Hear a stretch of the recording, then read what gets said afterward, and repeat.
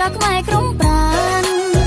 រកស៊ីមានបានមានលុយមានឡានសុខភាពប្របីធ្វើដំណើរទៅណាជាឆ្ងាយបញ្ហាជាគ្រោះទុំភ័យចេញយល់អធិស្ឋានជុំតាជើងដៃប្រជាខ្មែរដូចគ្នាឆ្នាំចាប់ផ្លាឆ្នាំថ្មីត្រូវផ្លាស់ប្ដូរគំនិតវិញជុំកើតគិត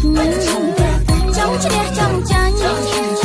ហើយទៅចេះស្រឡាញ់ក៏ឈប់ទៅរឿងខ្លាំងច្រណែនខឹងជានេះជប់នឹងរស់ចោលចឹងហើយទាំងទេប្រហែសទៅបានសុខទាំងអស់គ្នាគឺទៅដល់ទីណាចុះឆ្នាំថ្ងៃតែមួយឈាមនឹងតែមួយยังមិនដែលភ្លេចគ្នា